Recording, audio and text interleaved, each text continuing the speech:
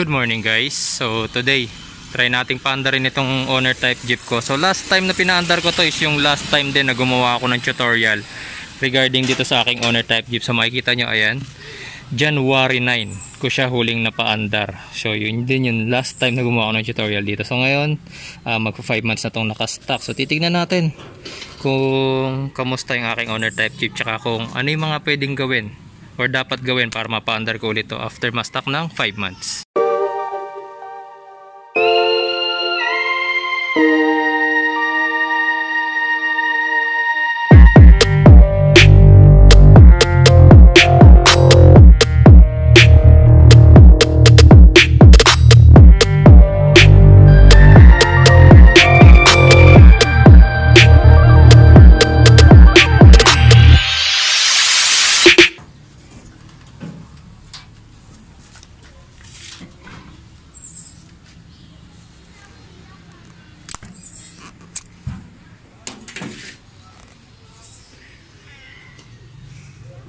Yung makikita nyo, pati yung carburetor mukhang tinutulogan ng pusa tong owner type jeep ko.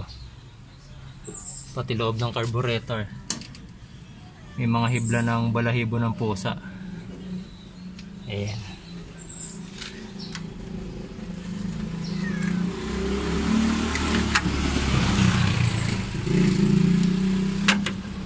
Wala palang tubig reserve.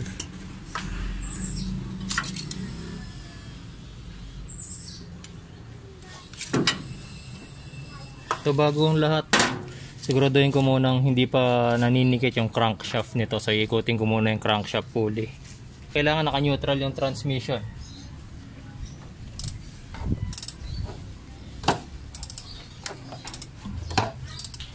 Yan. So okay naman. Biikot naman yung crankshaft pulley ang maayos. Siguro mga 1 month ago tinanggalan ko ng gasolina yung tank nito. So empty yung tank nito. Kaya kahit dito sa fuel filter, ayan, wala tong laman, empty yan. So ang gagawin ko, bumili ko ng gasolina, nilagay ko muna sa galon. So sa galon muna ako kukuha ng gasolina para malinis. Yung gasolina naman gagaling sa, papasok sa ating pump tsaka sa carburetor. Ito yung hose na connected sa ating fuel filter, galing dun sa ating fuel tank. So tatanggalin ko muna yan, magkakabit ako na isang hose na papunta rito sa ating galon. Ito yung galon ko ng gasolina ngayon. So, kailangan ko lang tanggalin yan.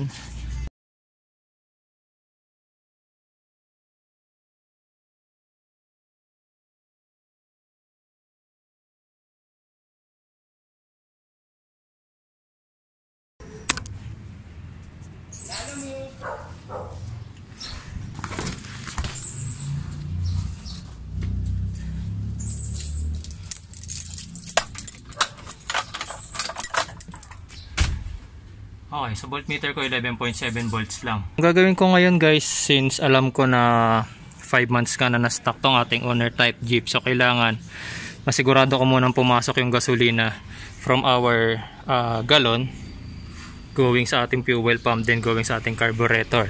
Sigurado magiging hard starting to kasi sigurado walang laman yung aking carb. Tsaka makikita rito sa side glass, talagang walang laman, oh.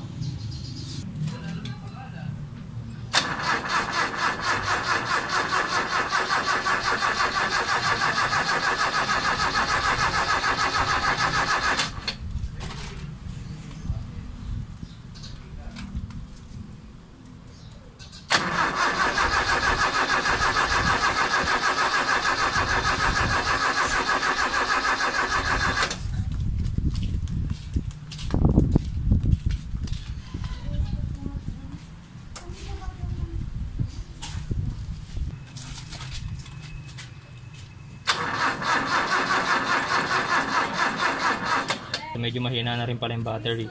Nakita nyo sa during ilang cranking talaga hindi pa nag-start yung makina kasi sa nakikita ko wala pa rin talagang gasolina doon sa carb. Manggagaling talaga doon sa ating galon yung gasolina.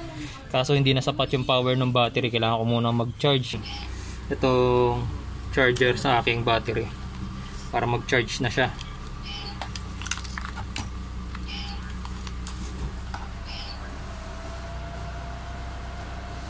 Yan, so 20% pa lang ang aking battery, so masyado talaga siyang drain.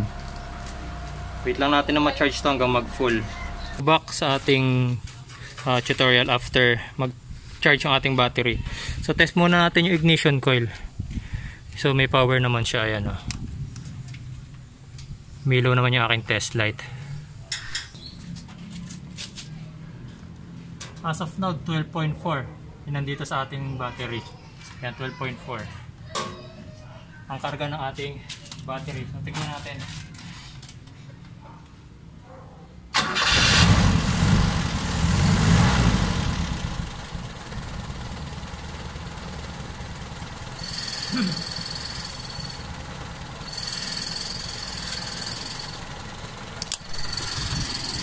Ayan.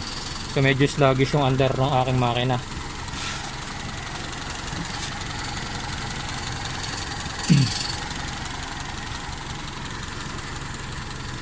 Nag-charge naman siya. Right now nasa 13.29 volts na siya. Tingnan natin yung RPM.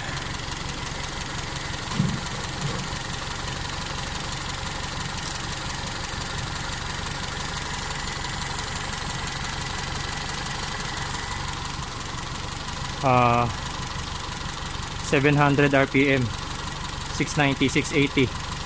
Yan, 700 RPM yung aking makina ngayon.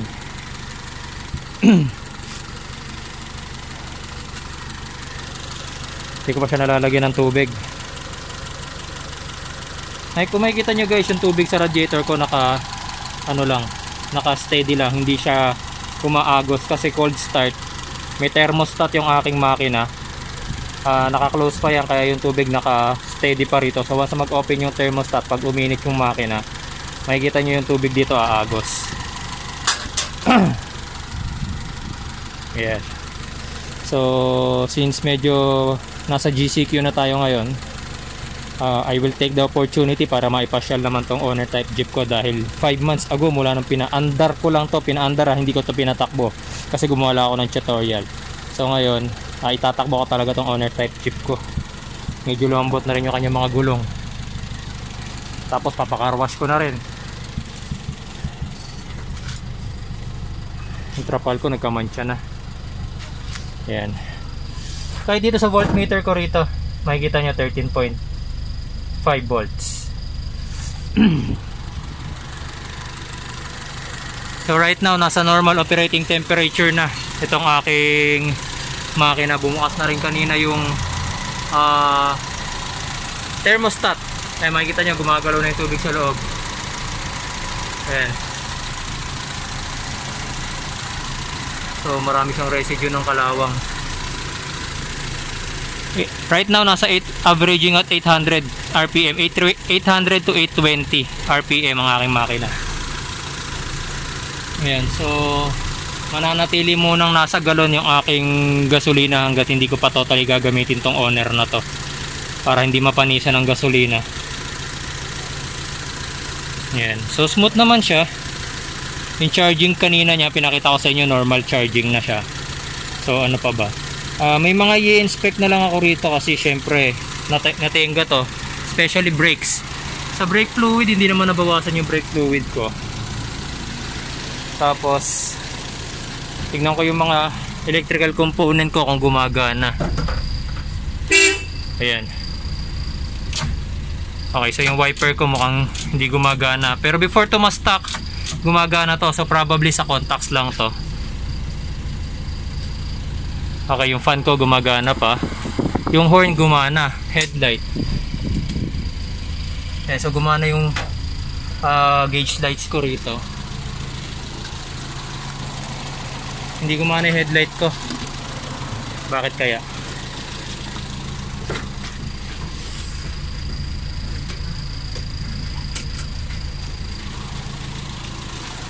Okay, so hindi gumagana yung headlight ko. So yun yung check ko. Tapos signal light naman. Signal light ko gumagana naman.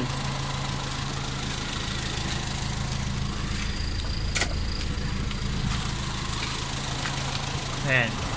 So dito sa right hindi gumagana yung signal light. So ano lang to guys, minor na lang to.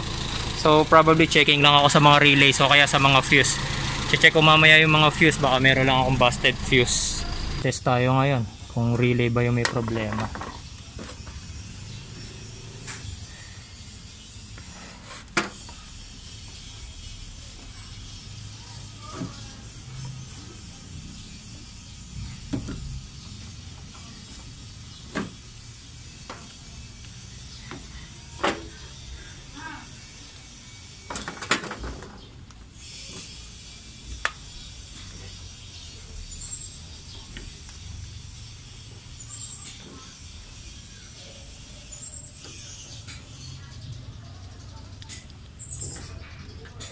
So itong dalawa wala.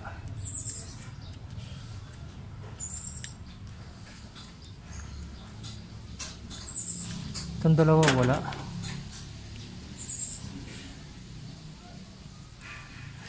So ito probably yung sa ano, sa fuse ay sa headlight.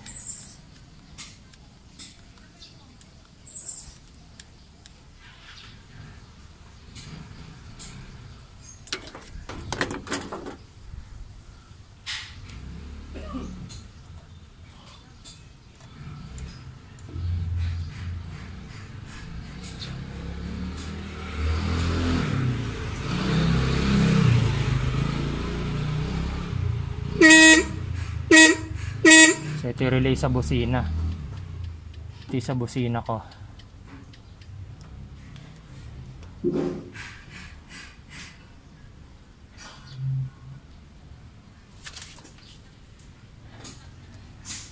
So walang power yung dalawang relay ko. Ito. So sa lahat ng relay ko may power. Ito. So itong dalawang to yung probably yung nasa headlight ko.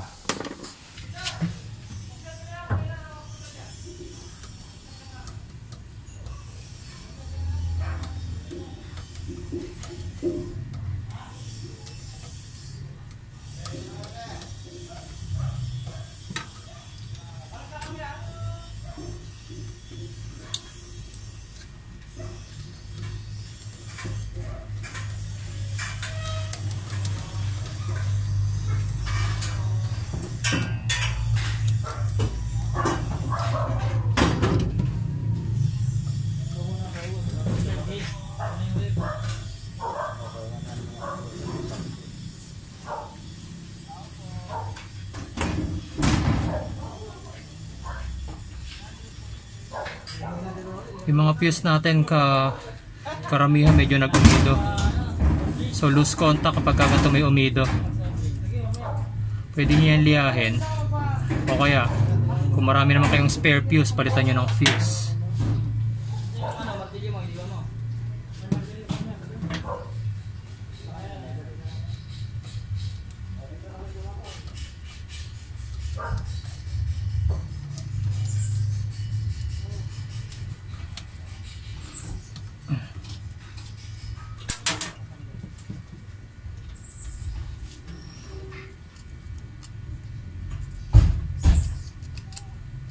Ano?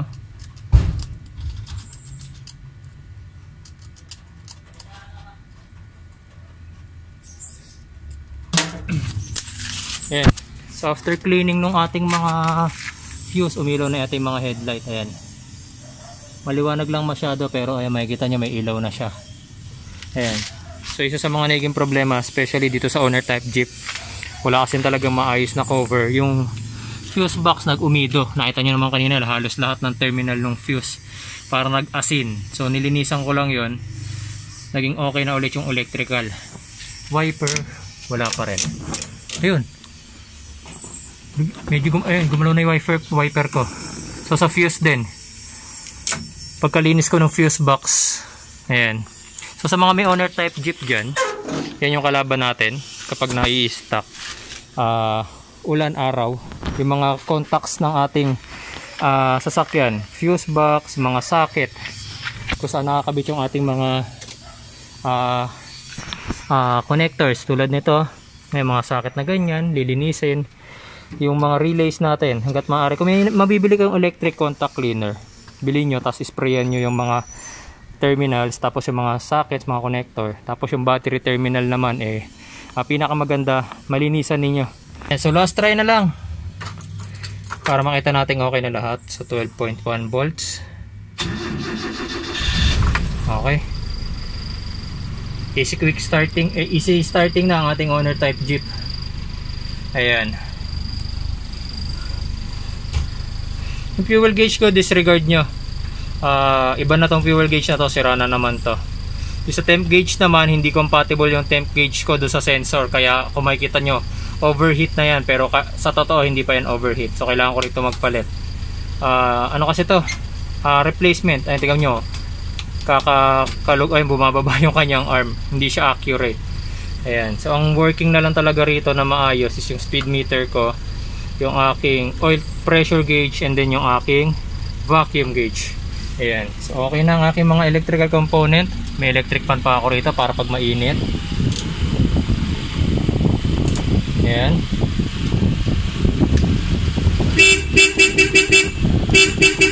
Ayos. Okay.